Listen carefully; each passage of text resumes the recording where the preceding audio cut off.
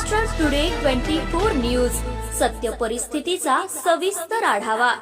जालना येथे राष्ट्रवादी काँग्रेस पार्टी कार्यालयात येथे स्वर्गीय अजितदादा पवार यांच्या अस्थी दर्शनाला राजेश टोपे यांनी घेतले। स्वर्गीय अजितदादा पवार यांच्या अस्थीचे दर्शन। दिवंगत अजित पवार यांचे अस्थि कलश नागरिकांच्या दर्शनासाठी जालना शहरात आले।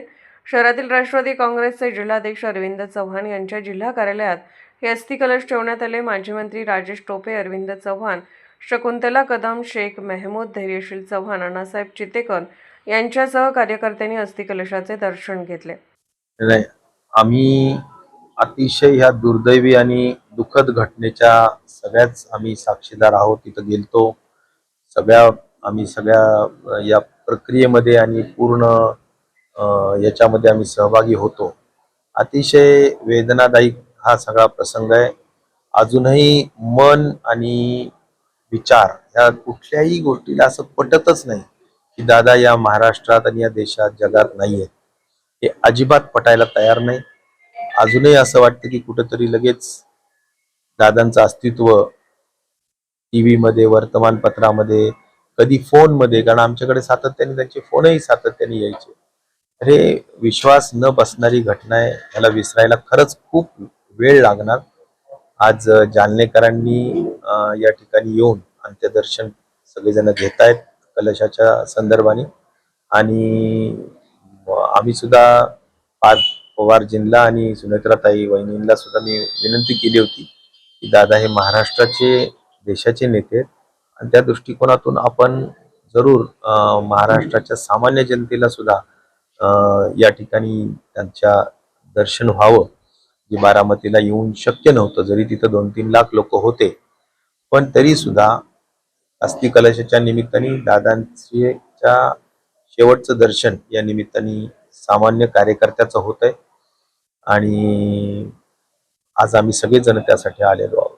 या ठिकाणी राष्ट्रवादी भवनामध्ये अजितदादांचे अस्थि कलश घेऊन मी आलेलो आहे। 2 दिवस हा अस्थि कलश जालन्यात राहणार आहे। या निमित्तानं आमच्या भावना राष्ट्रवादी काँग्रेसच्या प्रत्येक छोट्या मोठ्या कार्यकर्त्याच्या अतिशय संवेदनशील झालेल्या आहेत।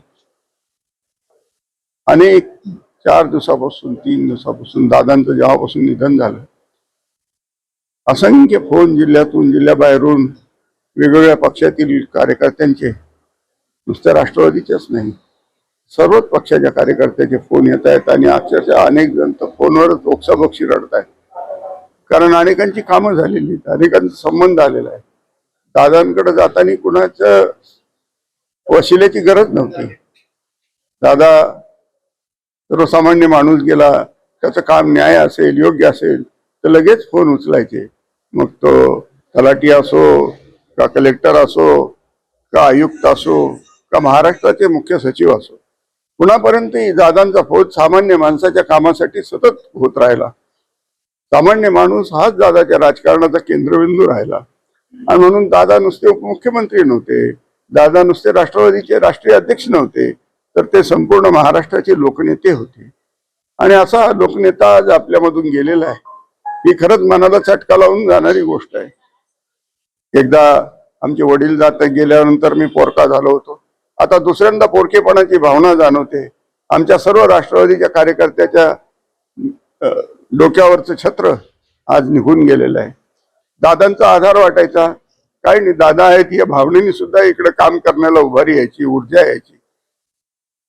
एक वचनी, एक बोलणारा, दिलेल्या शब्दाला जागणारा, जालना सहकारी साखर कारखाना सुरू करण्यामध्ये बंद पडलेला मदत करणारा माणूस, सामाजिक दृष्टिकोन, शेतकऱ्याच्या हिताचा दृष्टिकोन असणारा माणूस, जालना गोदावरी नदीवरती बॅरेजेस बांधून लाखो हेक्टर जमीन ज्यांनी पाण्याखाली आणली, म्हणजे नुसतं माझा मराठवाडा म्हणायची नाही, माझा जालना जिल्हा नाही, तर प्रत्येक खुर्चीतून दादांनी कोट्यावधी रुपये या मराठवाड्याला दिले आणि या मराठवाडा सुजलाम सुफलाम होईल या दृष्टीने प्रयत्न केलेले आहेत। आणि म्हणून एक मोठा विजन असणारा विजनरी नेता आज आपल्यातून निघून गेला। आज कुणाचे नाही, पदामुळे अनेक माणसं मोठी आहेत तुम्हाला दिसतात, पण दादा पदावर असो नसो दादा दादाच होते। आम्ही मंत्रालयात पाहिलं, दादा विरोधी पक्षात असताना सुद्धा चीफ सेक्रेटरी दादा पुढे उभेच राहिलेले आणि आदेश घेतलेले, हे मी स्वतः पाहिलं. आपल्या जिल्ह्यातील एका नेत्याचं काम दादा विरोधी पक्षात होते, पण ते नगरविकास सचिव प्रभाकर देशमुखांकडे पडलं होतं, सत्ताधारी पक्षाच्या नेत्याचं त्या काळात.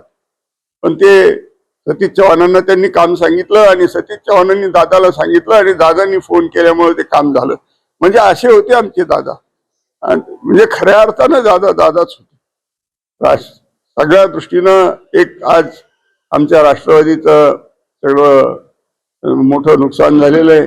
तरीही आदरणीय सुनेत्रा वहिनी एवढ्या दुःखामध्ये सुद्धा आपलं दुःख बाजूला सारून राष्ट्रवादी काँग्रेस पक्ष विस्कळीत होऊ नये, या देशातील या महाराष्ट्रातील संपूर्ण राष्ट्रवादीच्या कार्यकर्त्याला पोरकं वाटू नये म्हणून मनावर दगड ठेवून त्यांनी परवा उपमुख्यमंत्री पदाची शपथ घेतलेली आहे. म्हणून कोणी काही टीका करत असलं तरी वहिनी साहेबांनी घेतलेली भूमिका ही बरोबरच होती. त्यांच्या भूमिकेतच आज आम्ही दादांना पाहतोय. यापुढेही आतापर्यंत मी त्यानं कदमताईला माहिती आहे, गेल्या 6-7 महिन्यापासून निवृत्तीची वाट पाहत होतो. कारण निवृत्त झाला असतो तरी दादा तिथं होते. पण आता मी ठरवलंय पवार घराण्याच्या पाठीमागे उभं राहायचं, जीवात जीवाशी पण लढायचं आणि त्यांना साथ द्यायची आणि त्याच्यानंतरच हे करायचं. महाराष्ट्र टुडे मराठीसाठी ब्युरो रिपोर्ट विलास गायकवाड, जालना.